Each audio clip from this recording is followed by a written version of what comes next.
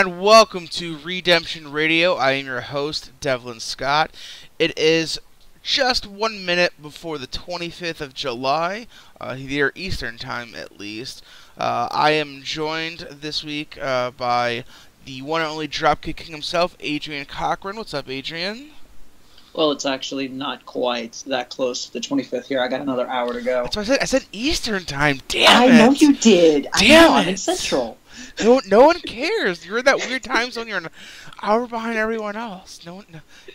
We set the time. Damn it. Oh, but so arrogant. Yeah, I know. I'm a jerk. I'm sorry.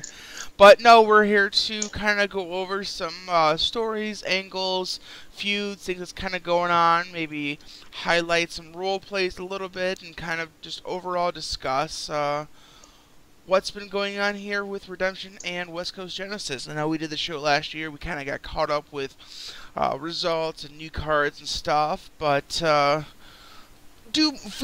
a little more on stories. And Adrien, you've definitely been around the block quite a bit.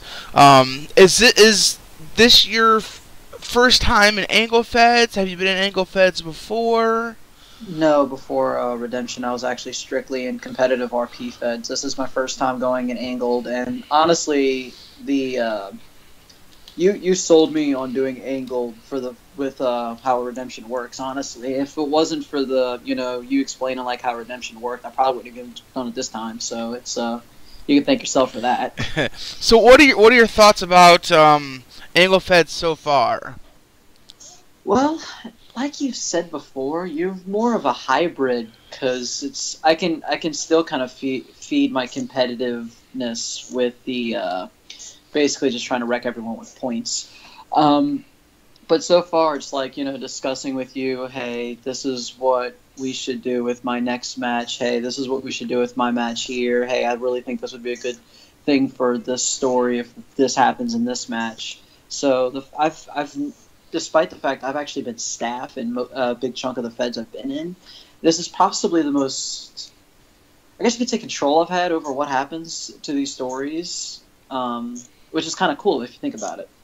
Definitely. I try to give some sort of control to people that kind of want to give input. It's not necessarily control. You have a good amount of input, and typically as long as it's kind of a good idea, I don't mind going along with that. And obviously if things need to get changed up, you're willing to go along with that as well. Yeah. I guess you could say it's a bit more control versus having almost none in the past couple of Feds I've been in, where it's like, hey, so what are you doing with me again?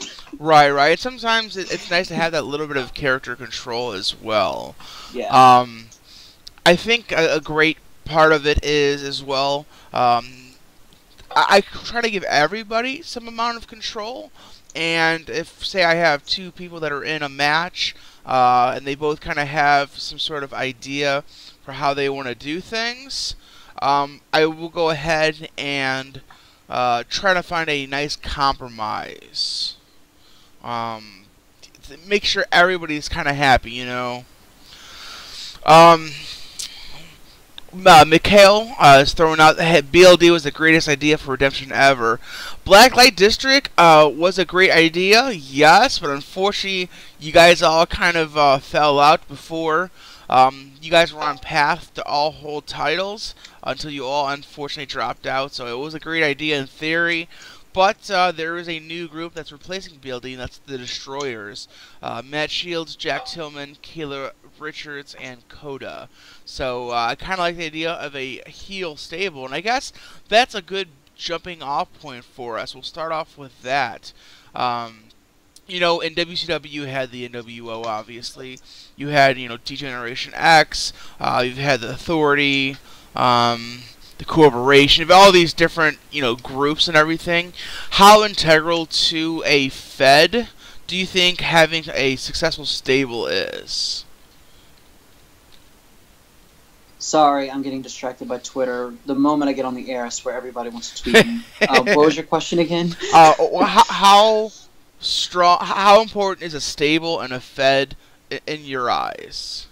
So, actually, stables and me have quite a nice little history, because the moment I joined Exodus Pro, we actually had a big heel stable v face stable going on, and once the face stable was able to make the heel stable dissolve, then we had another heel stable kind of start up, and it's been probably the more interesting storylines I've been involved with was involving those stables. So I think a good stable war is something that has always been something that's made me have fun in this. So the fact that we've got one heel stable starting to take over things, maybe it'll start to cause a face stable to form along the line somewhere soon. Do you think it's important to have that balance if you have, a heel stable? Yeah, I mean, if you're going to be in balance, it's better for the stable to be a heel stable versus just a face stable, because at least it gives the faces something to try to overcome. And you don't really the other way around. It just doesn't really make as much sense. So the fact that you have if you're going to have one, it's best to have the heel, but it is better to have two. Okay. Let's see. I'm just reading through. Megastory says, in VOW we had the orphanage. Once the orphanage died, we died pretty much. Yeah, I can definitely understand that. Great exit. Yeah, okay. Mike says, stables are done well, it's good, but you don't need it, though. Personal stories are good, too. I agree. I definitely like individual stories, but a lot of times I'm a fan of... I grew up watching wrestling, the late 90s, early 2000s. So, I was a fan of having all these different... Even if they were only, 2 or 3 man groups in a sense. But I kind of like that. It kind of drives the narrative. It sort of gives a greater enemy, I would say, in a sense. Something for the the faces to kind of go after. Would you agree? Definitely, because like I said, it gives something for the faces to try to overcome and try to defeat themselves, even if they're not, banded together as a stable themselves. So, like I said, it's better to have a heel stable with no face stable than a face stable with no heel stable, because it doesn't really make as much sense the other way around. Exactly. Yeah, faces can kind of exist individually. They would necessarily band up to defeat some sort of power. So. With that, let's go ahead and kind of get into some of the stories that's going on. So first off, we kind of have, we'll stick on the Destroyers. We saw the last show, Jack Tillman kind of come out, so we can assume, one can assume that he's going to have something to do with the group, obviously. We're not entirely... He's pretty much unofficially a member of the group, whether they announce it or not. Right. So, at this point, you have Kayla and Matthew both kind of in the heavyweight division, but at the same time, Kayla and Coda have tagged, but Coda has been in the young, she's a Young Lions champion, so you have potentially 4 people that could very well be champions of some sort. So, you get almost like a D-Generation X sort of feeling going on there. So, we talked about having somebody to band up against them. Do you think you need to have necessarily 4 complete baby faces, or could you have possibly maybe some tweeners go against them, or do you think it's just a matter of 4 people with the same idea to not have the Destroyers in control of everybody else's destiny? Yeah, definitely the latter. I don't really think they have to just be straight up baby faces. I think some tweeners definitely, if their purpose is to go ahead and rid of the Destroyers, they can definitely be a part of fighting the Destroyers. So it's definitely something that it doesn't have to be 4 baby faces. Speaking of tweeners, kind of what's your now it seems like more than ever the fact that people like playing kind of that tweener. What is kind of your take on that? I tend to prefer more of a baby face. Some people prefer kind of the uber heel, but this whole notion of super tweeners or super neutral people, they're definitely a lot more middle of the road, and sometimes they're harder to write in matches because you're not sure necessarily how to portray them. What's been your take on that? So basically, this is what this is my thoughts on tweeners. I probably will never have a tweener character. However, I definitely can see the appeal for them because it gives the writers a bit more flexibility of what they want their character to do. Such as, I'll just use Aurora Graves as an example here. If she's facing someone along the lines of Matt Shields, she can kind of act more face-ish. But if she's facing someone along the lines of Jew Blazer, she can act a bit more of a heel. So it's giving her the flexibility to be able to kind of use whatever card she's kind of given a bit that easier. So against the young Cubs, then they would be the heels, obviously. Yeah, against... Rebel Link would be the heels against the young Cubs. Yeah. Okay, that makes sense. That makes sense. And don't get me wrong, they don't actually have to straight up be uber heels about it either. I mean, they can be kind of closer to the middle with the way they are kind of somewhat being heelish. They don't exactly have to be someone that has to be legitimately booed. I know I'm like really behind on real life wrestling, but a good example that I'm kind of thinking of would kind of be, in terms of what I'm interpreting the Rebel Inc. will be like for against the Young Cubs, is remember that ladder match between The Undertaker, who was a heel at the time, against Jeff Hardy? Right. Remember how he was like all waving, raised his arm at the end of the match, which was kind of about to signal a face turn, but I can kind of see Rebel Inc. kind of being something like that heel, where it's like, yeah, they're not the face in the match, but they don't exactly have to be this outright jerk who's going to be a complete, uber heel. Okay. AJ kind of pointed out something which I don't think most people know. Alex Jones is actually a face.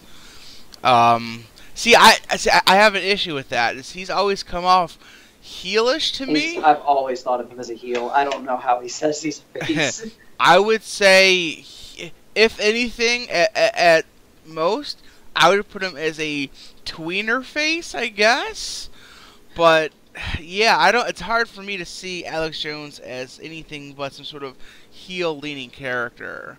And and I think a lot of that is possibly Twitter presence, as well as people in the past, changing from good to bad, heel to face. I think something that I've done with Avery's, I've tried to naturally transition with my role plays. When he did the heel turn, it was something that was more of a progressive and people could see it. It wasn't just a snap of the fingers right away. I'll have to read your on-camera role play, and maybe that'll do it for me. But yeah, that'll be interesting to see, because I've always kind of seen Alex as a face character. I'm sorry, a heel character.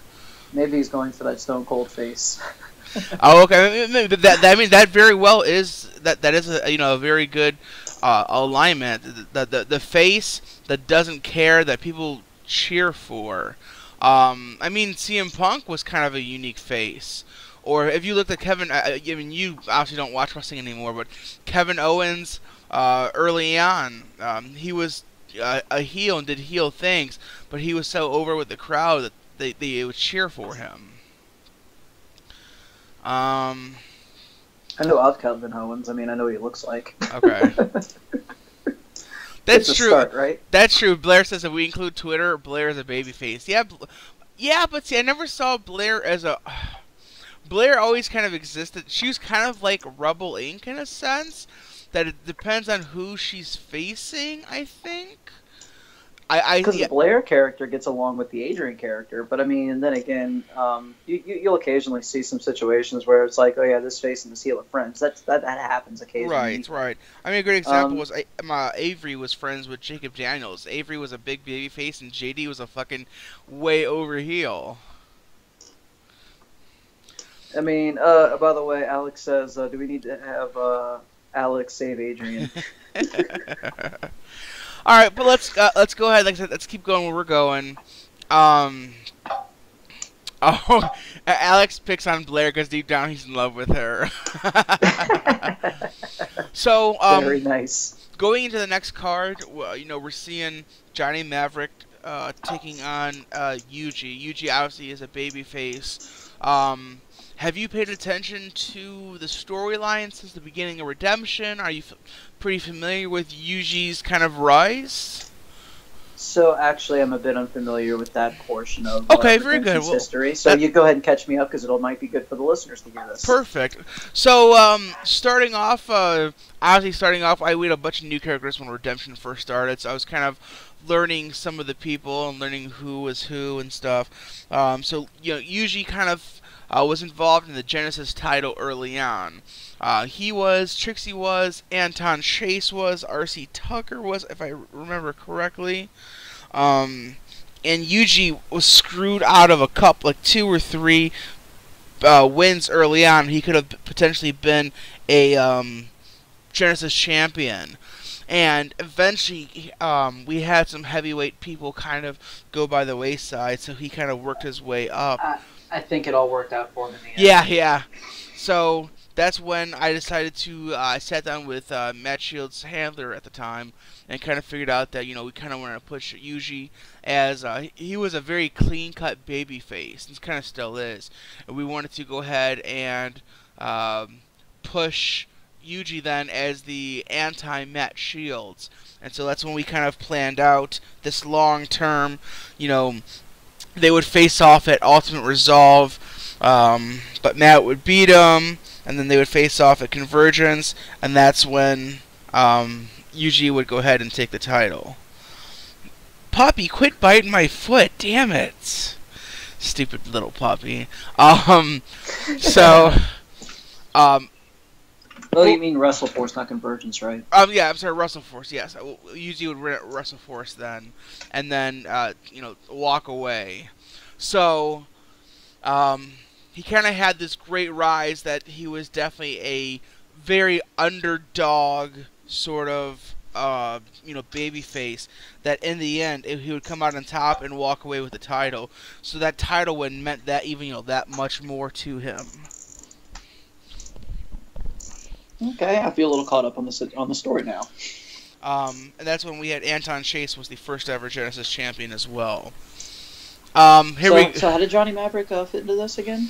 I was discussing the match. So Johnny Maverick has had kind of a different sort of interesting rise. He started off essentially feuding with Devlin Scott and had a match with Devlin Scott in which he got himself disqualified. So they decided to come back and have a second match in which Johnny beat Devlin, but they kind of earned a respect for each other. And since then, Johnny's kind of been this bubbling under the surface kind of contender. Yeah, I've always gotten that vibe from Maverick that he's just like someone who's like on the cusp of being like maybe in the heavyweight title conversation. Okay. Which obviously he's got a title shot now, so obviously he's in the conversation now. Right. Someone threw out something here I want to discuss. Megastory says, "Isn't all e-fetting the indies though?" No, big no. Redemption is a global company. Definitely not indie. We have traveled to Japan. We've traveled as NGW. We were in New Zealand. We'll be traveling to Europe next year, as well as New Zealand again. We were in Canada when I debuted. Yeah, we were in Canada as well. We are on a major channel, FXX. So I would say Redemption is far from the indies.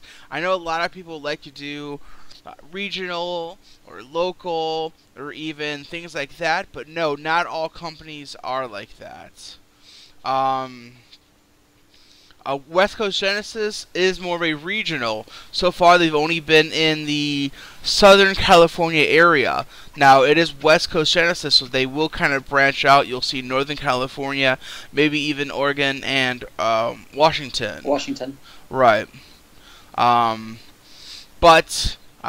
Yeah, Redemption definitely is not an indie fed. I have nothing against that. It's just in NGW actually kind of started off, this is going way back, started off as a regional fed.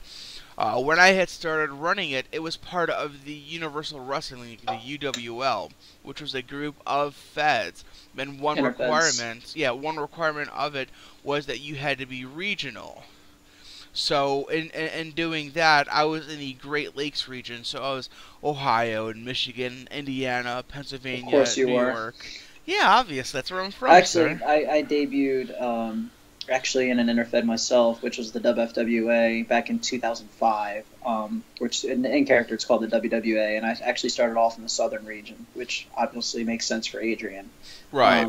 But I mean, he had to wrestle in the New York region. He wrestled in like a Boston region. He eventually kind of region hopped before the WFWA folded. Yeah. So in story, what happened was we were kind of close partners with Anzac Pro Wrestling, which is in New Zealand, and in character, the owner of Anzac closed the doors. Devlin Scott kind of swooped in, bought the contracts and the company, and ended up going global because of buying that. So he had more, he owned more company than he originally did, and that's kind of how we took it global.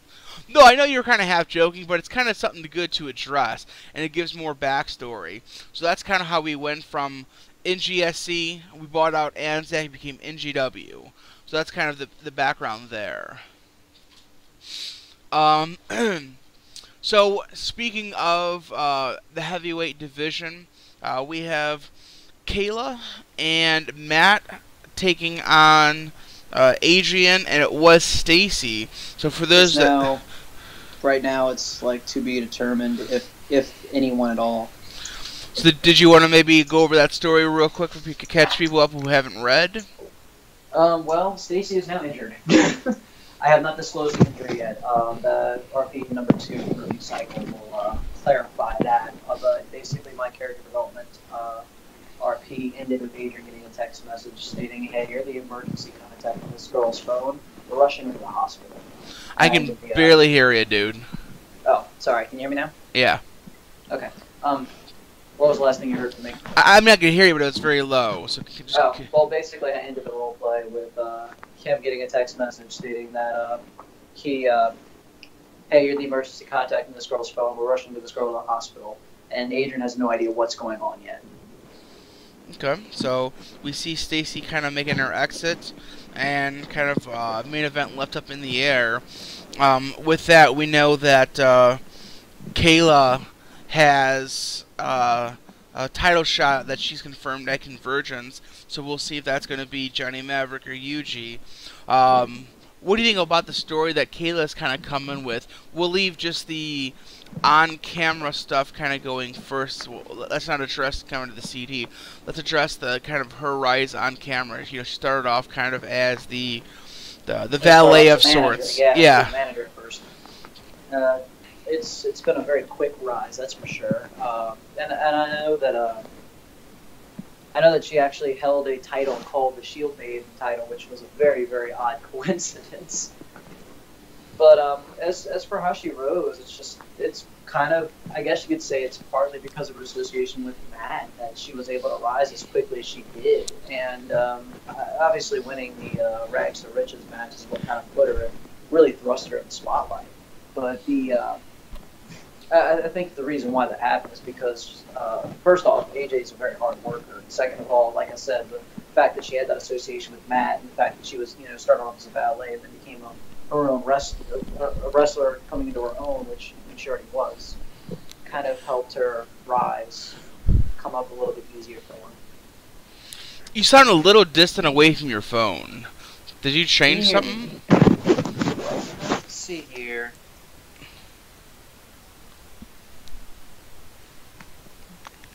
Can you hear me now? Oh, that's much better. Okay. I mean, we could hear you. You were just kind of distant. That's strange. AJ says that she was Matt Shields' fluffer. And fluffer? Kayla has mad blowjob skills, and Matt Shields likes to play politics. Wow. But yeah, so I mean, we've seen definitely a great rise, and I mean, for all intents and purposes, we can see Kayla as the next person, maybe, to hold the title. I mean, I know it hasn't been... I mean, we can speculate that. I mean, obviously, I don't know.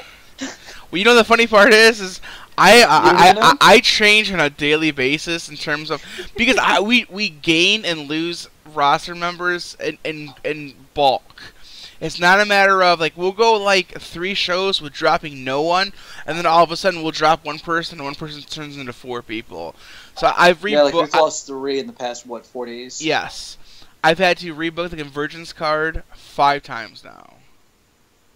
Well, it's good to be flexible. Right. Well, and that's kind of why I need to. Like, sometimes it's hard to have stories. I've already touched base with a couple of people, saying, "Hey, your Magic Convergence might just kind of be a thrown together shit, but this is, this is kind of why." Understood. A 4th character? Oh my God, AJ, Jesus. So then we have the character of Matt Shields. Kind of obviously he was the longest reigning heavyweight champion, first ever champion. Had quite dominance early on until Yuji kind of beat him. At this point, with maybe Caleb being featured more, where does Matt Shields go from here? Caleb's kind of going for the heavyweight. Koda's in the Young Lions. Then again, I mean, I guess Tillman technically is there. What do you see for Matt Shields going forth? Well, Coda might have let the cat out of the bag, stating he had a vision of him and Tillman holding the tag team championship. Tillman and Matt Shields. I mean, at this point, we haven't seen Tillman been submitted or pinned still to date. Yeah, and plus, keep in mind, I believe you mentioned he still has a tag title shot in his back pocket, and obviously Mark Storm left before, Tillman and Storm could do it, but... That's correct. Shields would be an upgrade. I would definitely agree. Yeah, I mean, it could very, very well be there. What about Adrien? So, Adrien obviously has had Matt Shields kind of in his eyes. I mean, one can expect that they would face off one-on-one in the very near future.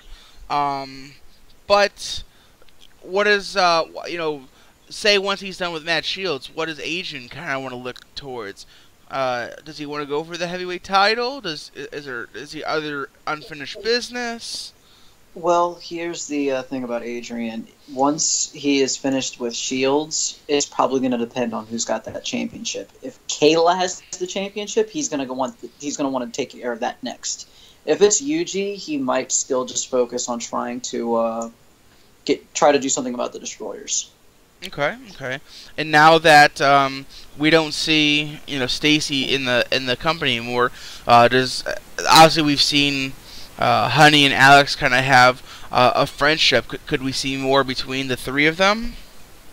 Yeah, basically what you've kind of done with Alex is you've kind of had him have a bit of a loyalty to Adrien due to Adrien kind of stepping in whenever he couldn't be in that tag match with Honey, and Adrien essentially helped them get a title shot once more against Rebel Inc. I mean, especially if they win the tag team championship, I can see Alex thinking, saying, "Hey, you helped me with this. I'm going to help you with whatever you need." So I can kind of see that starting to kind of become a bit of a bond between those 3. Okay. Moving our way down the list. Obviously, we have Caroline O'Hara Burchill. Interesting story going on here. So at One Night Only, she has a one-off match. Taking on Betsy Granger, a character that you're pretty familiar with.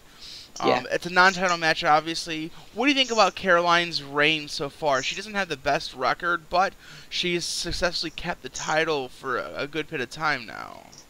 Yeah, and it's funny. I actually joked that I think like half of her matches in the past 3 months have been written by me. Right. I think the fact that a lot of her defenses have kind of come from dirty means. Like I remember writing a couple of matches where she used some brass knucks. I'm trying to remember if that was non-title or not. It was the Jew Blazer match. I think it was non-title actually. No, scratch that. Yeah, it was a non-title, but yeah, it was definitely brass knucks against the Jew Blazer. So yeah, and you just told me to have her win with dirty means, and I kind of came up with brass knucks. I forget what gave me that idea. It might have been something in her profile.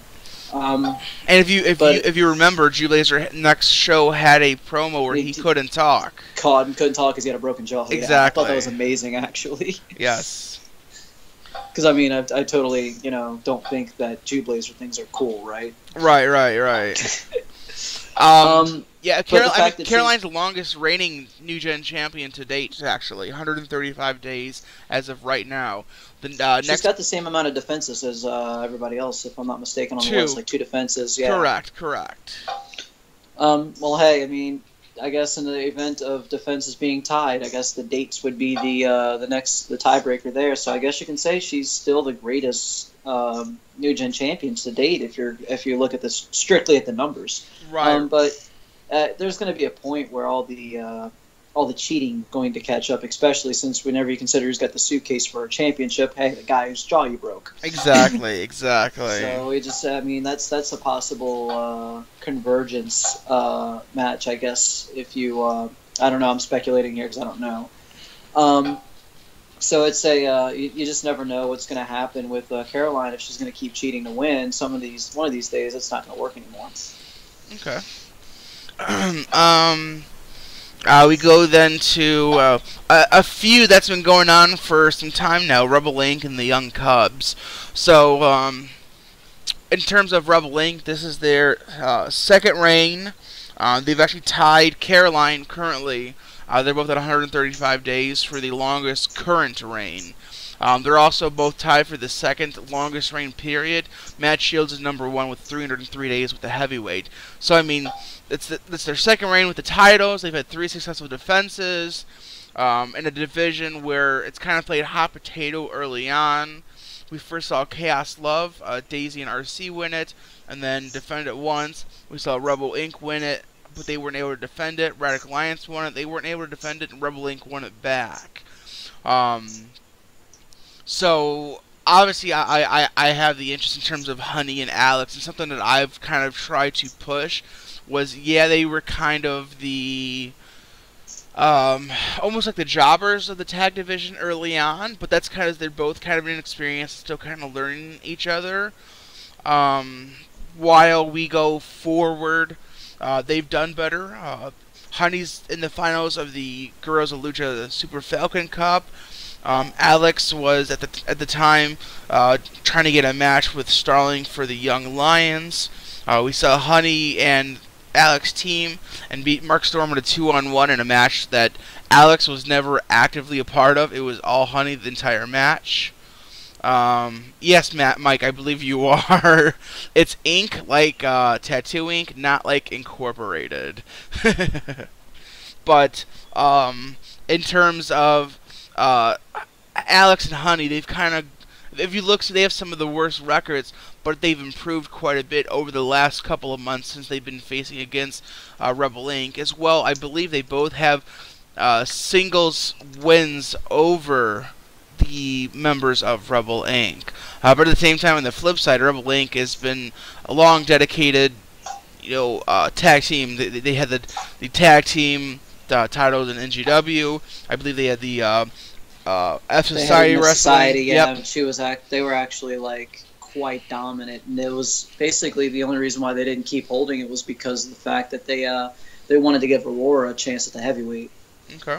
What are your thoughts on the two teams and kind of the story that Alex and Honey are having another chance at the titles?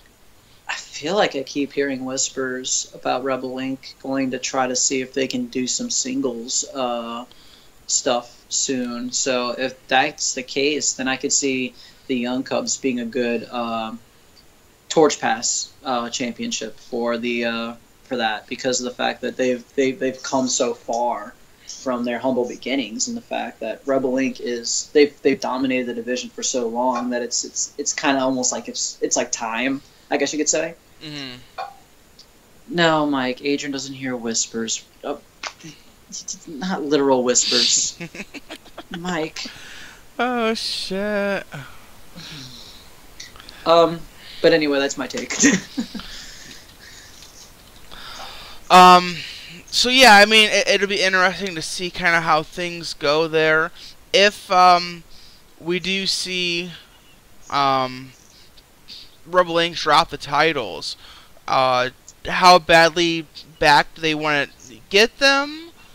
Do they want to have an immediate, defense, come back against and get, their rematch? Do they maybe want to wait for convergence on a bigger scale and try to beat them there? What I do you, would think that what would do, what be do they a, do? I think that would be a good tag team championship match to have on Convergence, but I don't really think that I really don't think you should just give it back to the Rebel Link again. I feel like that they've got some more things that they can do. It's you don't want them becoming too stale, I Right. guess you could say. So I think it would be time for the Rebel Link to kind of do some other things. Maybe come back to the tag division another time. Why do y'all keep no? Be. You people keep distracting me. Adrien is Randy Orton. Hears And voices. it's funny because Adrian's finisher is the Adrian Cutter, which resembles Oh, the that's even RKO. funnier. I've been doing it longer than Randy Orton, though. That's funny. All right, well, let me ask you this question then. So, say Rebel Inc. drops the titles, Young Cubs go forward. We have any version of the Destroyers in the tag division. Technically, we have Blade and Hicks as well. What other teams do we have tag-wise? Well, crap. We lost the Karloffs. Stacy's gone. Stacy's gone, so you no longer have the Adrian Stacy team. RC Blazer are gone. They were kind of a team. I mean, Blazer, of course, could always pick up another tag team partner from somebody. Like, I could see, if you really wanted to spruce up the tag division, you could always take Jubilees or maybe team them up with, like, Jasmine Rain or somebody like that. Speaking of Jasmine, she's teaming with Trixie this week. That would be an interesting match. Interesting team, Jasmine and Trixie. I was thinking, actually, Jasmine and Blazer would be kind of cool because they both, have superhero thing going on. Right, both they're definitely big baby faces. Yeah, they're both big baby faces. That's why that was and plus two Blazers, like, the greatest tag team wrestler ever, of course. Yeah, I mean, that's his claim to fame. I'm trying to look over the roster, and I'm not sure if I see another team really. At least it jumps out to us. Yeah, I mean, I guess you could pair up like a couple of heels if it makes sense. Like, I'm not sure if Anton Chase and like. I think, and that's something I think it's easier to throw together two faces than two heels. Yeah, but you got more face teams than you do heels, don't you? True. That's why I was trying to think of another heel team. I mean, whatever. I mean, you could have. I bet Mason Moore would work. He's kind of a guy that would work well with somebody different. Yeah, you could put up with somebody random, and it would probably work out in his favor. Next tournament needs to be a tag team invitational. That was my thought, actually, AJ. The next Interfed one. Obviously, we'll have the Glory Cup again in 2018. But yeah, my idea was to have a tag team one. So Mason Moore and John Blade. Adrien and Alex would be interesting, yeah. Especially since they were F Society opponents, and Alex getting pinned made Adrien lose his title. Now, something to also throw in, we've dropped some people off the roster, so we have some new people coming in as well. So that could also help form some stuff. If anybody's been close at watching, Zane Story's been going to be one of the call-ups from WCG. We see a couple of mystery members, and then a new guy, Deshaun Walker, who I'm not familiar with at all. So, who knows what's going to happen there? I mean, we could have another team there. I know the Deshaun Walker character is going to be a face. I did speak to that handler who says he's probably going to retool the character before he's ready to really actually come up, because he feels like the story he initially wanted to write with that character is like he doesn't have it anymore. So he feels like he needs to kind of like reinvent the character before he's ready to debut. Okay. And then we have two mystery members as well. Yeah, I'm pretty sure I know who one of them is. And no, that's actually a joke we were making, Mike. He's not related to Eddie. But I think I know who's one of the mystery members. And that mystery member would actually kind of make sense with Adrien if that handler wanted to work with me, but it's kind of I don't want to reveal who it is.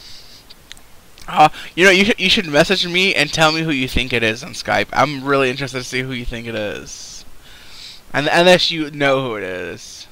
I know who it is. Oh, okay, okay. I just told you on Skype who I'm talking about. Oh no, way down, way down. I know. That's why I said they're on the Oh, wing list, and it's gonna be a yeah. while. But I mean, Yeah, it's somebody I'm who talking makes about sense ones with that are Adrian. joining right now. Oh, There's two that are joining right now.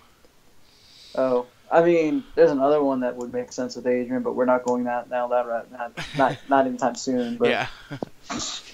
All right. Glory Cup is for people on the roster only. We go then to the Young Lions Championship. This is going to be an interesting one. Originally was a defense against Jeremy Starling. Now, getting a one-time shot, a call-up from WCG, Danny LeBlanc. First of all, thanks to Danny's handler. I appreciate taking this. I know it's kind of a curveball, but it kind of looks good because it further pushes the whole one-night only sort of thing. Obviously, you and Mike know each other pretty well. Coda's had a strong feud with Mason Moore. She's kind of danced around the topic with facing Honey. She kind of have a little bit against Alex, almost like a respect kind of feud with Alex. What are your thoughts on Coda and kind of where she's come out to be? Well, Coda, I feel like has the opportunity to possibly really, really, really put herself as a great Young Lions champion. I think this is something my character's been suggesting, but it's also maybe it's because of my belief in Mike. I don't know. But it's something I actually do feel out of character as well. Especially since that there's a lot of good stories that you can kind of do with her being being part of the stable, and you can kind of use that stable to also kind of solidify that reign a little bit. Like, since they're a heel stable, you can always have Kayla run in and kick someone in the face and get Coda disqualified where she can keep the championship, or even just cost somebody a match with some interference. Which is a nice little story that you can do with a heel stable, having a championship like that. Somebody I think that we haven't discussed yet that I think would be interesting to get into the Young Lions division would be the Josh Kennedy character. He actually is in the division, yes. Yeah, so I think he would be someone who'd be interesting for Coda to match up with, especially with Coda being the the one who everyone gets a little afraid of because of that reputation that she can destroy people, hence the Destroyers, and Josh Kennedy coming from that very hardcore background where meat hooks have been used many, many times by him. Yeah, I think Kayla's Makoto's definitely a very unique character. Mike's developed her really well. She's very, very developed. And I think one thing about Coda that kind of says for the rest of the Destroyers is the fact that they can all win with or without cheating. They do not need to cheat to win. They are all some of the strongest competitors in the company. So it's kind of, by choice for them. We move to Alex Jones and Jack Tillman. We kind of mentioned Tillman earlier with the Destroyers, talking about how he's been not pinned or not submitted. He had a feud with Trixie early on. He kind of teamed up with Mark Storm a little bit. He owns a tag team title shot to be determined. What are your thoughts on Tillman, and where does he kind of go? I kind of already told you what I think about Tillman. I think he's probably going to end up being maybe the next. He and, like I said, I guess Shields would probably be the next challengers to Alex and Honey. And if we're going to have faces banding against one another to try to beat the Destroyers, I'm guessing Adrien, Alex, and Honey are going to be a part of it. So it would actually really help the whole stable v stable situation going on here if it's going to be. I think that's kind of where Tillman's going to fit in next. Okay. What about Alex Jones? It's still kind of early on for him, but yeah. What do you know about Alex Jones from you said you were in F Society with him? Yeah, I mean basically I think Alex probably needs a few more matches before I can really feel like I know where he's going in the Fed. I know he wants Shields. He might be someone that Shields is probably going to have a thorn in the side of if once Shields is done with Adrien. I can possibly see that if there's like going to be another big glory match after Convergence, like kind of something equivalent to One Night Only. Didn't you say isn't it the convention one? Uh, Is that the next one? Is that going to be the big super glory yeah, after Convergence? yeah. It's after Convergence. And I'm not telling you how to run your Fed. I'm not telling you how to run your Fed, but I would have Shields v. Alex Jones on that show. That would be a good fucking match. That would probably be a no disqualification match or something like that. Yeah, something crazy like that. That's where I kind of feel Alex Jones would probably be best fit for the time being. So you definitely see him as a heavyweight contender then? Or at least on the cusp. At minimum on the cusp. Maybe spend some time in the new gen title for a little bit. I'll throw this out to AJ and he can respond in the chat to me. I believe in VWS, Alex was a heel. I went against him as Avery. What changed from then to now that's brought him to be more face? I'm curious. We go forward to Blair Kavista taking on Anton Chase. So Blair's had an interesting run here. She won the Genesis title. She lost it back to Trixie. She won it again, and now she's kind of been on a little bit of a tear here lately. What do you think about the Blair character? She's probably the truest definition of tweener because she's probably one of the only people who's friends with both Matt Shields and Adrien Cochrane. Blair's like owning that division right now. I mean, kind of what I said about Coda also applies for Blair. She's got I feel like you can really let her really own that division for a little bit and let her be a very, very highly decorated run with that championship. If you so choose. I think that's one of the better things for Blair right now, and I think whenever she finally does lose that championship, I think it would be time for her to move up a division. Okay. Now, what about Anton Chase? Anton Chase, I'm still kind of trying to get the feel for. I know he feuded with Johnny Maverick, didn't he? The only feud he's really had was Trixie. The only full-on feud. I mean, I know he's had some simmering tensions with Blazer and Maverick. I feel like there's probably something that can be better fleshed out between all of those guys. We saw last show him and Aiden Morrow kind of got into it a little bit. I must have missed that. He faced Aiden, and Anton tried to cheat to win, but the ref caught it, and Aiden ended up winning. Anton kind of blames the ref.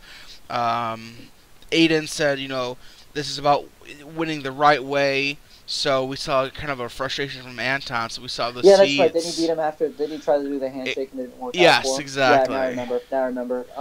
That's something that could probably turn into something more immediate. I guess I was thinking more future term. But that's probably your convergence match right there. Well, I mean, if you think about this, you may not know, but One Night Only is the 6th. We have August 20th as a glory, and then we're Convergence. So after One Night Only, we have one glory before Convergence. So we're about to be right into it. Yeah, apparently. I've always said Blair is a favorite character of mine. I've always liked Blair. Future match I want to book it. Blair versus Aurora 1-on-1. I think the two of them, that could be a main event heavyweight title match, no question in my mind. You've mentioned this before. I would love to see that. I'm the booker. I can book it. Adrien also wants to tag team with Blair, and what was the name we were going to be? The Power of Friendship or something like that was going to be the name of the team. Oh, that's funny. It ain't gonna happen, but Adrian's gonna bug Blair about it. AJ said that Alex was like Triple H. He divorced his bitch wife, Anna Valentine. She made him a dickhead heel. Now he's more about finding himself in the competition. So that kind of makes sense. We move into Mason and Lava. Lava's still kind of new. Interested to see what she does. But with Mason, He's got that feud going on with Blair. Blair almost got beat by RC, but he put Blair's foot on the rope to help stop it. Obviously wants to beat Blair himself. What do you think about the Mason character? I thought it was hilarious. He came out with like a replica of the championship belt and was like, "I'm the true champion." Which is, yeah, it's been done before, but I still thought it was hilariously pulled off. So as I mentioned on the last time we were on the radio show, the whole reason why I think he put the foot on the rope is because he wants to be the one that actually beats Blair. So, probably going to be your convergence match. And keep in mind, you haven't told me these things. I'm completely speculating here. Sorry if I'm spoiling some things, but I'm speculating here. So, I mean, I guess anyone probably could have been able to figure that one out, though. Right. But I think I think Mason Moore is going to be an interesting feud for Blair for this for the next couple of shows at minimum for with the whole little thing that happened at last show and what happened previous show. Do you think Mason has what it takes to beat her? I do, but at the same time, just as I mentioned before, I think Blair deserves like a nice long run with the championship. So maybe he wins another time. I don't think he should win a convergence. Now, if Blair My does, opinion, of course. right, if Blair holds on the title to convergence, she'll be the longest reigning Genesis champion. Wow, that title has not had very many lengthy reigns. It is a TV title in a sense that it's defended every show, so that kind of puts it in perspective. Yeah, that does kind of help the title move hands a lot more. Right. Yeah, it's kind of like what the Marquee was or the Spotlight was in IPW. So, we moved to Jew Blazer and Aiden Amaro. Aiden's still kind of new. Like I said, we kind of set up him and Anton Chase. Jew Blazer we kind of discussed with Caroline. Do you see Jew Blazer just pushing on forth with the singles career, or do you think that he needs to find himself a partner, per se? This is going to be a weird answer. Both. Both, okay. I think he's going to do some things in the singles spotlight for a little bit, but I think he will return to tag later on. Okay. That's my prediction. Okay. Very well could be. Yeah. Any thoughts on Aiden Morrow? Do you know him at all? Isn't it Rob? It is. Yeah. I mean, it's a Rob character. I'm gonna like all Rob characters, even though all Rob characters usually hate me. He did have Aiden Morrow compliment Adrien. I think he was just doing that to prove a point. Well, he's also a super baby face, which I'm interested yeah, he's to a see. super baby face. Interested to see if Rob can pull that off for any amount of time. That's actually what I was about to say. I don't think I've ever seen Rob really do a big baby face like that before. But hey, I mean, let's see what he's got. Now, I do believe he's a former heavyweight champion, but he first got started off in the pre-WCG Fed Alpha Rising. So a little tease there. Wow. AJ says all Rob characters hate you because all Rob characters are the same. They're not all the same. They're varying degrees of douchebaggery. Julian's way more douchebaggy than Gavin. Yeah, I'll say that. And he's told me privately, Gavin doesn't mind Adrien. He tolerates him. And apparently Megan Rydell is going to like Adrien and even try to pander to him a little bit. Like, Rob showed me a picture of the Megan Rydell pick base wearing a Saints jersey because apparently the pick base is from New Orleans. Oh, that's funny. I mean, that's going to be gold if there's ever interactions that might be good for him to pull the trigger on using that. AJ says, you can point out the differences between Kyle West, Julian Savelle, and Jensen Idol. I'll pay you cash money. I can point that out easily. Jensen Idol has a bird, and he says cunt a lot. That's the difference. And then Julian has an umbrella. Has the umbrella. There you go. I want my money. He's going to PayPal you a penny. We go to Chuck Matthews and Jonathan Drake. Chuck Matthews, smartest man in wrestling. He's tallied up some early on losses. I think with him, we're not. At least for me, I'm not familiar with the character. I know you are more familiar with him, but I'm interested to see where he goes because I'm not entirely sure where he goes from the future with here. He beat Alex, outsmarting Alex, um, but we'll see exactly how and where Chuck goes. I think it's still kind of too early to tell. I think with Jonathan Drake as well, he's kind of been up and down. Um, so I'm not entirely sure where he goes as well.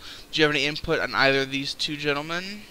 Allow me to explain the how Adrien and Chuck know each other. Adrien dated Chuck's sister. Oh. That was Jessica Matthews, which was handled by Matt for a while, but he then passed the torch along to somebody else from the Exodus Circle, and I think he took her back now. But I mean, basically they had a very cordial breakup. However, the Chuck Matthews character was never very approving of Adrien. Okay. The Chuck Matthews character, it's all about motivating him to actually want to win matches, and he's one of the most apathetic characters to wrestling. He's actually discussed this with me before, where it's like there are times where he wonders, why am I even letting this character wrestle whenever he would probably want to be doing so many different things. And it's one of those things that whenever he does find something that he really wants to do, that character's pretty dangerous. Like he was actually a title holder, I believe, in Inferno towards the end, where Inferno closed before he could actually even defend it. Okay. Anything on Jonathan Drake? Still new to me. I know he's probably. I think he was in production longer than me, right? Not very long. Not very long, yeah. I'm probably still getting I think I'm still getting a feel for the character. I don't really have any input on him right now. Maybe another future episode I can probably talk more about Jonathan Drake. And then Trixie, Jasmine, Rain taking on Blade and Hicks. What are your thoughts on John Blade and Alicia Hicks? No, Trixie, we've seen kind of, Trixie come out with her list. Talk about she's more of a fighter. What's your kind of take on the new Trixie, I guess? Isn't this something she took from Chris Jericho? Like I said, I'm out of the loop of recent wrestling, but I'm pretty sure I've noticed that was a thing he was doing. No, Jericho had a list that he was putting people on for stupid reasons. She has a list of opponents that she wants to defeat. Well, in terms of what I think Trixie is going to be doing, is I'm pretty sure it's probably going to be the names on that list first and foremost. I think once she's done with that, wasn't the list of people somebody in a division? What division was that? They were all New Gen division people. Okay. I guess she would probably get involved in whoever comes out of the whole Juke Blazer Caroline clusterfuck going on right now with the New Gen Championship. After she's able to probably, I'm willing to bet she's probably got the one of those people on her list as her opponent for Convergence. So I think first things first. I think you gotta, now that she started this whole list thing, you gotta let her beat everybody on the list now. I mean, she might have to it might take a couple of tries on some people. I think that would probably make sense. And I think the last name that comes off of her list should either happen on the next pay-per-view or the convention pay-per-view, convention super show. Okay. What do you think about Jasmine Rain so far? I know she's still fairly brand new, but I know she's still new. I'm going to be doing a segment with her. There's going to be a. She reminds me so much of the Stacy character. She really does. It's kind of scary. It's very eerie, in fact. But she's she seems like that she's going to be. She's a former world champion, so she's obviously a character that's going to have some. It's going to have some weight to her name a little bit more so than just some other random people who come into the Fed. But she's, of course, that heavyweight division is going to be a little crowded for the time being. With all the names you listed earlier is kind of in that area. But I think that she's got potential to kind of rise up the ranks quite fast because of the fact that she's got that name and she's going to have that association with my character now. If we go any further with the Did I just get a message on my phone here? That was an odd pause. Sorry. It's alright. Uh, what So, the heck is going on here? I mean, That ruined my full head of steam I had. well, like I said earlier, I mean, Trixie and Jasmine would be an interesting tag team together as well. They would be. Yeah. I think, like I said before, I think Jasmine would fit well with Jublazer if Jublazer decides to get in the tag division later on down the line. Because of the whole superhero thing, and they could wear capes together to the ring and everything like that. I could see that being a nice little tag team, but obviously that's between you and those two handlers. This is just Adrien shooting out ideas. Right. And then the other person on the that's not on the card is Josh Kennedy. We've seen him go winless so far. Do you think he makes a return and does something big?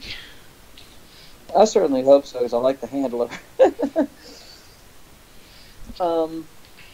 What I would think for the Josh Kennedy character is, first of all, if he's probably gonna have to eventually get his head straight. In character, of course. After he kind of gets his head straight, I can see him like maybe getting a minor win here, minor win there, here and there, and then I think eventually he could probably be a challenger for the Young Lions Championship, because I believe he's exactly 25 years old, and I think he and Kota would be an interesting match. I really do. I mentioned this before already, but that's the direction I would see Josh Kennedy going in. Okay. Looking forward to Convergence. So, let's see. So obviously we see, in terms of matches, nothing is official yet. You discussed that you could potentially see Shields and Adrien Cochrane. That has not been made, but potentially that could happen there. We're splitting hairs here when we say that's not official. We'd also the winner of Johnny and Yuji taking on Kayla. Potentially, if Alex and Honey win, they could defend against Rebel Inc. at the show. What other? I mean, you suggested we could see Jude Laser and Caroline. What other matches could you potentially see? I know you said Blair and Mason as well. You would think. What other matches could you potentially see? You see, what really could domino affect my entire thing is if Maverick ends up winning the championship, because then we mentioned last show we've got no idea what Kayla would do under those circumstances. Right. And that could throw everything off. I think Kota. I'm trying to think who I would see Kota facing. So we got to find a championship there. Aiden Morrow and Anton Chase would probably be a match I would book. Okay. I'm trying to think of a good opponent for Kota. Well, you remember we got some people coming in as well too, so we're not entirely sure what could play out there. And you mentioned this before, the people coming in, the people going out kind of throws everything off. That's why I'm really afraid to try to, other than those matches that we've already kind of spoken about, I'm not really sure what I can really say after that, because I don't know if everyone else is going to be here or not. Okay, I mean, that's very true. Looking out, let's look in the future. We'll start with the heavyweight championship. Who do you see being the next champion? Do you see Maverick doing it? Do you see usually retaining and then Kayla winning? Or do you see some other scenario where Adrien or Aurora or Matt wins it again? What do you see for that title? I would probably say Yuji's probably retain, and then I guess lose it to Kayla. I mean, at least you'd give him that one defense where it's not like he's a complete transitional championship, because at least he's got that defense over Maverick. He's got one defense already as well. Oh yeah, he does have that defense against Shields. Yeah, if he's got two defenses, he doesn't look like he was a weak champion. He looks like he had a good run. I forgot about that. My character refereed that. And I guess it's wishful thinking. Oh yeah, Adrien could be in the conversation after Kayla gets it. I mean, but that's just more wishful thinking than anything. um, I could still see Shields being involved somehow. I mean, if you told me that you secretly were planning a gigantic 4-way match between Yuji, Adrien, Shields, and Kayla, it wouldn't surprise me at all. Okay. Let's go to the new gen. Do you think Drew Blazer is the next man to take that title, or do you foresee it being someone else? Do you see Trixie rising like she's been doing, or Jack Tillman potentially, or even somebody like Damon Graves or Aiden, or even Jasmine coming out of nowhere? I think Drew Blazer gets it next. I think Caroline's had a great run with it. Sorry, I think Caroline's had a great run with it, and I think it's time for Drew Blazer to finally get a singles championship. Okay. As for who Blazer gets next, I think Trixie would probably have to spend a little bit more time crossing names off the list before she's immediately in it. I think it would have to be somebody outside of that. So maybe it would be someone like Tillman or Jasmine or somebody like that. Okay. Damon's, I believe, in that division as well. So Damon, yeah, because keep in mind, I said in this scenario, Rebel Inc. is going off the singles things, so I think Damon Graves actually would make a lot of sense going for that championship as well. Thank you for reminding me. And we saw Trixie beat him last show. What about the Genesis? We see Blair, potentially her versus Mason again. Do you see Mason taking it? Do you see Blair retaining it? And if so, who's the next person down the line? I think Blair retains for now, but I think Mason gets another shot at it. That's just me. Other people you have in that division is Anton Chase and Lava. It's kind of a thin division right now because Alicia and John Blade both are there. I mean, potentially we could see John Blade or Alicia Hicks as a champ. I mean, Blade is a former New Gen champion. Yeah, I don't know how the hell you let that happen. he was the first one. I figured to throw him a bone. I still don't know how the hell you let that happen. So, but who do you see next potentially? Do you think it's Anton or Lava? Or do you think it's somebody new that's not there? Like I said, I think Mason gets another crack at it, and then I think after that it would probably, I'd probably have to say Lava. I think Lava's going to be rising up the ranks quickly because it looks like a character that's got a lot of potential. I could be completely wrong about this, and Lava could be leaving the next show, but I mean, I think that there's a chance that Lava could possibly be someone that gets into that conversation of, hey, this is someone who's probably going to get the next title shot at it. So I would say it's Blair keeps it for now. Mason would be the next opponent again, and then maybe Lava faces the winner of Mason and Blair, because at that point, who knows who wins it after Blair and Mason face the second time. And you said once Blair loses it, you think she's moving on up. Yeah, I think Blair would probably move up to like the New Gen reign, Okay. New Gen area. Now moving to a title that's got even less of competition, at least. Coda with the Young Lions. I mean, she's actually facing Danny LeBlanc from WCG right now. But I mean, Sterling's gone. You have Alex and Honey, but they're kind of more involved with the tag titles, you know. Josh Kennedy and Jonathan Drake both are there. I know you mentioned about Josh Kennedy. Do you see him potentially as maybe the next one? I think Coda can get a retaining victory over either Alex or Honey because of the fact that they're going to be more involved in the tag division, but at least it'll give Coda somebody that she can defend her title against and say, hey, it's another championship for her. You know, championship defense for her statistics page. But neither you nor Trixie should be upset to lose that match to Coda because it's like, yeah, we're more about the tag division anyway. Right. I could see Josh Kennedy probably being the next one after whichever young cub she defeats. And I didn't realize Jonathan Drake was in that division as well. I'm still learning about the character, but you know, he could be depending on the what happens. You could see him possibly getting a shot maybe before Kennedy. I really do think that a young cub would make a lot of sense for the time being, but it's not like I think Coda needs to have a nice little reign for a little bit. Do you think, okay, yes or no, will Coda reign last longer than Shield's reign?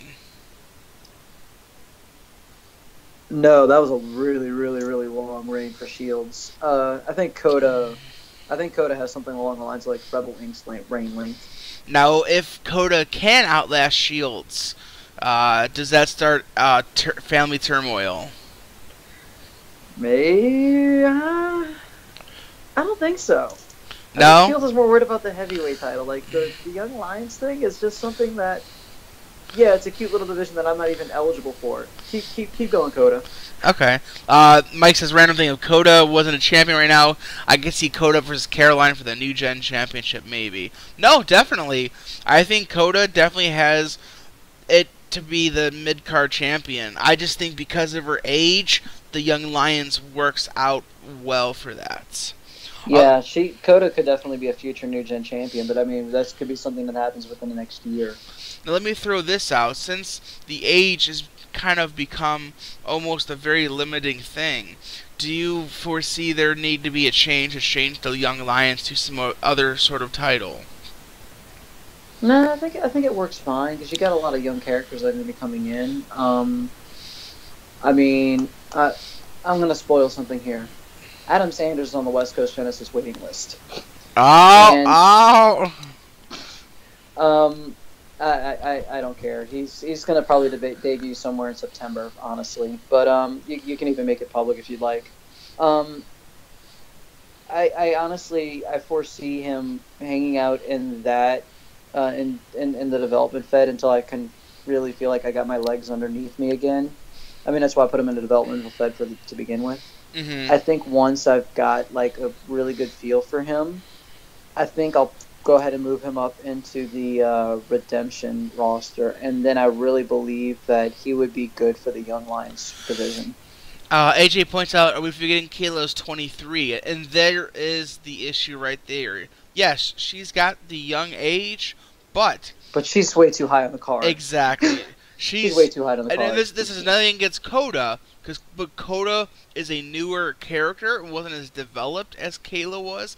Kayla being attached to Matt Shields when she came in almost did a disservice against her. It kind of pushed her to the moon immediately, whereas Mike's had time to kind of develop Coda and now gets to use the Young Lions as a launching platform. And from here, he could go to the Genesis or the New Gen with Coda, and it's a natural progression. But Kayla's put so many eyes on herself that almost her being in the Young Lions division would be a step beneath her. I completely agree with what you just said. Yeah, there you go. If Tasman came up, she could very well come up as well. She could be in that division, definitely. She's not as quite developed as Kayla is. Not as many eyes on her. So. Don't you have a 16-year-old who's pretending to be a 17-year-old in West Coast Genesis? What? Izzy Rocks. How old is she? I believe the profile for her says that she claims to be 17 and lies about her age, but she's actually 16. I must have overlooked that somehow. Really? Let me see. Oh shit! Yeah. That's about as Young Lions as you can get. Yeah, really. That's the epitome. That's fucking great. So if Pedro ever actually pulls her up to the main leagues, I really think that would be an interesting character to be going for. It's like I'll be the youngest champion ever, and of course it would be the Young Lions championship you would get. Right, literally. Once the character I think hits age 18, she probably will stop lying. Oh yeah, you'll think I'm turning 19, but I just actually technically turned 18. She's like a Dominican baseball player. She's like lying about her age. If anybody has anything they want to have us discuss, throw it out in chat. I don't think there's too much more we have going on here storyline. So looking ahead to the future, let's bring up the calendar. So we have Convergence on September the 3rd. We have 2 shows after that, the Squared Circle Convention, October the 15th, and that weekend will be a double weekend. We'll see both WCG and Redemption both have shows that weekend. We have Resurgence in November 26th. That's the last pay-per-view of the year. And that's the previous show before that is in a venue I've actually been inside of a few times. Smoothie King Center. Which was used to be called the New Orleans Arena. I haven't been inside of it ever since they rebranded it. You gotta give me a big match for that show. You know that, right? Yeah, obviously. I don't know if you realize this. Jasmine was in her hometown last show and lost. Johnny Maverick. And then you had Maverick, yeah. And he lost. Yep. Oh crap. Then in 2018, for those that have looked, we start the year off January 7th with Homecoming 2018, a former NGW pay-per-view making its return. And then we go on a tour of Europe. Madrid, Spain, Rome, Italy, Frankfurt, Germany, Paris, France, Dublin, Ireland, and then we finish off in London, England at the O2 Arena. And this starts a new naming scheme for the pay-per-views. The non-major pay-per-views are called Legacy, and they have like a subtitle. So this would be Legacy Battle for London. And we have 2 pay-per-views back-to-back, actually. Something different. So right after that, we then travel to Auckland, New Zealand for Lest We Forget 2018. Another former NGW pay-per-view returning. We take a tour of kind of DC, PA, Ohio area. We do WrestleForce 2. Will be in New York, July the 8th. We then have another pay-per-view in September, and then finish the year off in Las Vegas with Legacy City of Sin 2. So that's another returning pay-per-view name, though it's under the Legacy banner now. So, interested in seeing how things in Europe go. I think the Japan tour was very successful. People definitely enjoyed it. So it'll be interesting to see Europe. So the question is, we've done Japan, we've done Europe. What do we want to see in 2019? Do we see South America? Do we see maybe a tour of Mexico? I think you got to do Mexico at some point. Okay. Potentially we could do a tour of Australia. Yeah, I think Australia is probably a. You can't do these world tours without going to Australia. Now, I have confirmed that between London and New Zealand, we'll have a couple road shows that are going to be in Australia. That's kind of dipping our toes in those areas. By the way, the show in Paris, I think my character should just speak French the entire show.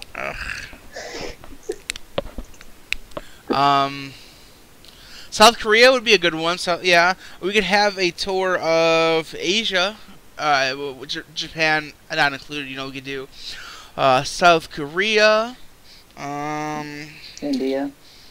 Oh, India would be a good one. You're right, India. Sri Lanka. We could do a show in Moscow. Philippines. You could start hitting some of those islands out there in the Pacific as well. Like Exactly. Have you done a show in Hawaii? You know what? No, that's a good one. That's a good idea. West Coast Genesis show in Hawaii because it's technically still part of the United States. We could do Alaska too, technically. That would be funny to see West Coast people in Alaska. You got to do it in winter. So kind of that's where we're going there as well.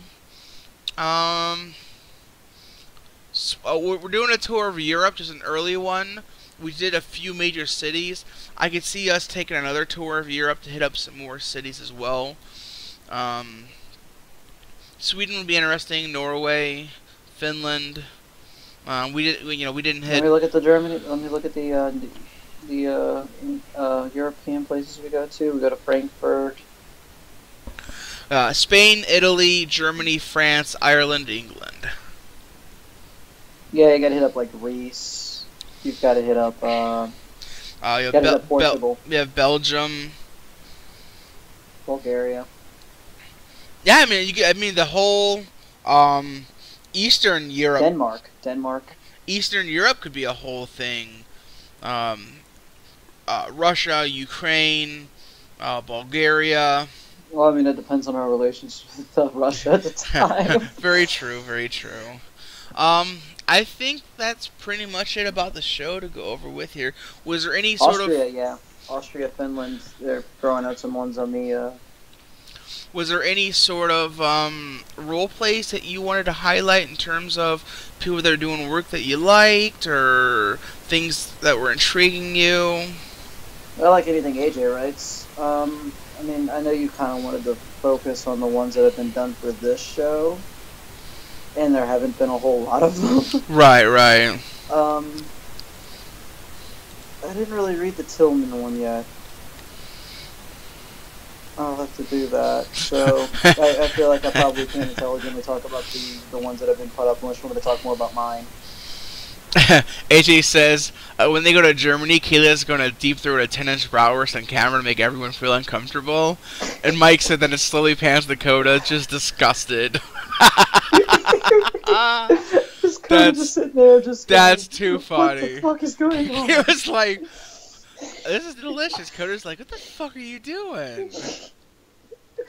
Playing with a fidget spinner and just like the fidget spinner just stops spinning the moment that that they pans to her. I'll take a quick rundown of the roster myself. Alex Jones, definitely loved the character. Interesting to see how he comes out as a face. Definitely some interesting matchups here in Redemption. I think as well as AJ's done with Kayla, I think he'll do extremely well with Alex, who, in my eyes, is a little more familiar face to people.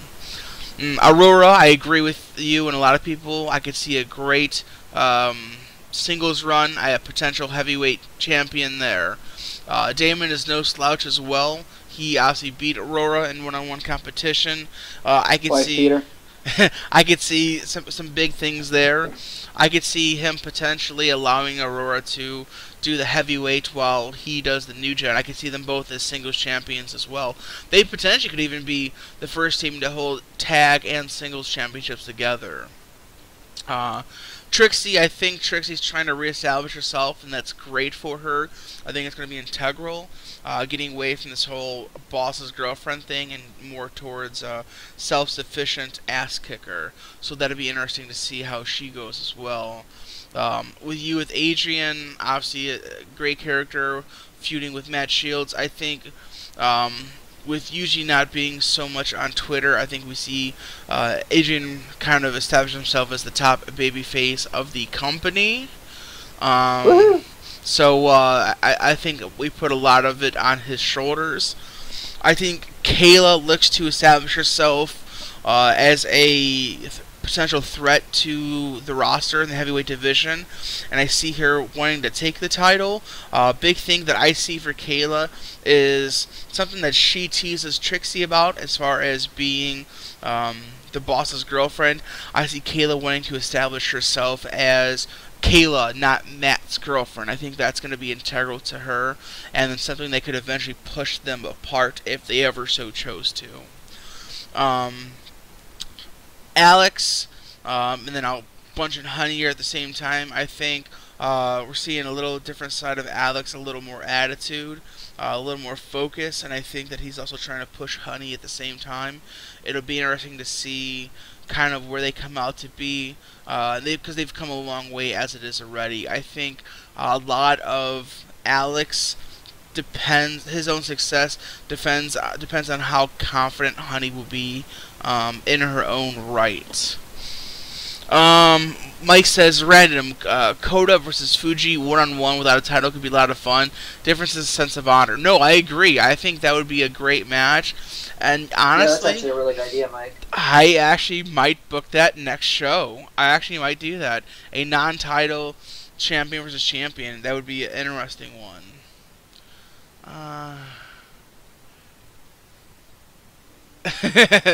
AJ. Mason Moore, a character that some people find as a meathead. I think he's a lot more in-depth than people give him credit for. And this whole thing with Blair going on, I see good things coming out of it, and I'm interested to see where it goes. I think Mason could be a successful mid-card wrestler. I'm just not sure if he's deep enough to be a heavyweight contender for a long time at least. I really enjoy the interactions with Mason Moore with Coda. I think those are Yes. quite hilarious. Yes, I think we could see Mason and Coda feud in the future over the new gen. I think that would be a great feud to reinvigorate right there. Josh Kennedy, I don't know quite enough about him. The handler's a great handler, and I love the handler. I know he's been doing a lot of stuff in CWC, so I'm interested to see what he can bring to the table there. Jew Blazer, I think you're on the money that he's the future of the new gen division. He's kind of, the opposite of Caroline as well. So I'm interested to see how we see him go about winning the title potentially and maybe establishing himself as a singles, threat. Lava, I liked her in the AFI. I hope good things. It's a great handler. I'm just hoping for good things from her. Jonathan Drake, another good handler that I'm still kind of learning the character. Interested to see what kind of take he does. And I've kind of been pushing a feud between him and Josh. Well, it's a big old chunk of characters here that you've kind of the same analysis on. And I'm pretty sure you're about to say the same thing about Chuck Matthews here. I know a little more about Chuck than the rest of them. I'm more interested to see how the handler takes the losses that Chuck's had and pushes him in a specific direction. Blair, I see this Genesis title as just the beginning for Blair. Love her character. I think that once her and Xavier kind of split up from each other, that she's kind of focused more on herself. And I was going through the role plays, and one that stuck out to me is she was kind of talking about being a mom and how that when she's not at work and wrestling and everything, that she's still a real person. And I think that really hit home. And I think that as a character, even though she might be heel, she's super likable. And I think that's the issue that you and me have. We see her as that tweener that can kind of play towards the crowd and play towards whoever the opponent is. What's that character again that Courtney's got, who's played by her real-life husband? It was like a Jeremy character. That was her tag team partner that Devlin's got fired. Satala? Satala, yeah. That's actually the character's dad, and apparently he's been playing Mr. Mom while Blair's been wrestling. That's, I think, a really interesting part of the character as well. Okay. Jasmine Rain, again, great handler. She handles Juliana as well. Juliana's great in WCG. I know Jasmine's a former heavyweight champion in GCW, I believe. Again, a babyface. I see good things for her. Matt Shields, I'm really interested to see what Chris does with Shields. I think Shields and Tillman would be a fucking outstanding tag team. And I could see the like of Shields' heavyweight reign for the tag team division alongside of Tillman. Yuji, I've liked Yuji since day one. I love the character. Glad that he's a champion. Definitely deserves it. And definitely a fun babyface. Coda, probably. As much as Mike knows how much I love Kenzie as a character. Coda is so developed by him. And he's so into the details of Coda that it's amazing. That I just see that the sky's the limit for Coda. No, I think the Coda's handler sucks. Johnny Maverick, again, great handler. I see him as a future heavyweight champion, but unexpectedly. Whether he wins it, this show or in the future, is to be determined. But I think that he could definitely do some great things. Caroline, great character. I just wish she maybe focused a little more on the Fed, but I know that she's in other Feds as well. She's very much involved in other places. Right. I think that the character is spread a little too thin, and something I've said to Trixie before, that she's a little too thin for the Fed to get too much of the benefit from her. I think with a little more activity that she would be easily a top heavyweight champion. But that said, Caroline's a great character, and I like the fact that she's a heel that's still trying to prove herself. So kind of like how you see Alex Jones as a face with those kind of heel tendencies. I see Caroline as a heel with almost a face sort of tendencies. Yeah, AJ, I know. And I'm not done role-playing either. He pointed out that the Avery vs. Raven thread has 650 views. I see that. Yeah, 650 views. I actually like to look at views a lot. My character, I think me and AJ usually dominates the views, but I think it's the fact that it's the thread with all the different role plays probably inflated your view count. Definitely. Because it's usually Adrien, Alex, and Kayla, ones that have the most views. Right. Anton Chase, I know that the handler is trying to try to find himself. He was a fun character in Genesis. I hope he gets a little more active. He doesn't seem to be super active, which I get it, but I mean, when it comes down to it, it's hard to put somebody over constantly when there's so many other people that are putting in a lot of hard work. Tillman, I think Tillman is arguably the strongest guy on the roster in terms of booking. He's never been pinned or submitted. I'll say that again. That means neither is my character since October. Well, he's been around a little longer. I'm talking about in Redemption. Oh, fine. But Tillman, I see as somebody that could potentially be the next top heel in the company, possibly, if it's not Kayla. Aiden Morrow, I like Rob's characters generally. I'm going to see how he plays the babyface. That'll be kind of interested in, kind of interested to see how he ends up playing that. So, we didn't go over the AFI. I can run down those matchups. Yeah, I announced last night that Stacy was replaced by Jessica Naito, the former Jessica Sears. We have Kayla taking on Gaia, Sapphire versus Lava, Amy Jo Smith taking on now Jessica Naito, and Merlo Ayano taking on Karari Michaela. So, that'll be interesting to see how those come out. Because remember, the winner of the AFI gets a title shot in Redemption. It's not been confirmed which title that's for. But I was actually just about to ask that. Yeah, it's not been confirmed yet. But we'll see how that ends up going. Was there anything else you wanted to cover, Adrien? I think we pretty much covered everything that I wanted to talk about. Alright, does anybody else in the chat have anything else they want to go ahead and shout out? Thanks for those that have been listening. AJ, Mike, Danny LeBlanc was in there earlier. Yeah. Courtney was in there earlier. I think Megastory is Katie, I think. Mikhail was in there. I'm scrolling through them. Yeah, me too. Blair. I said Courtney already. Yeah, I think that's about it. Alright. The Death Shark. Oh, yeah. That was Mikhail. Oh, okay. Yeah, I think that was everyone.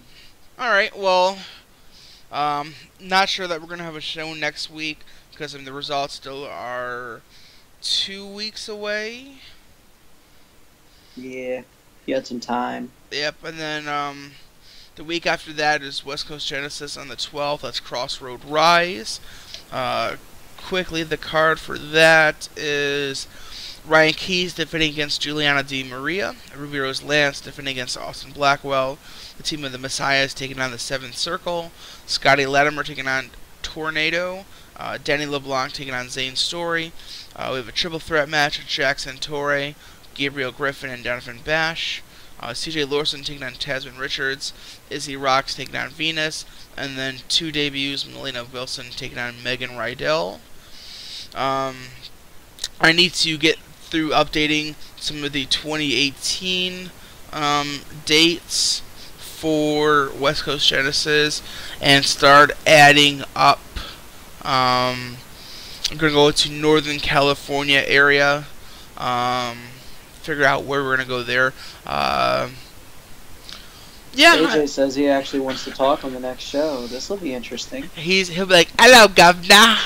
Hello, governor. Well, I mean, I probably don't sound I think as New Orleansy as most people think I do. So Dingo ate my baby. So I think he probably thinks he's a lot worse than he really is in terms of his Aussie accent. Because it's not like I sound like I'm from the South all that much. Quick funny side story. I use TeamSpeak and Discord when I used to play games. They're like Skype, but they're for group chat and stuff.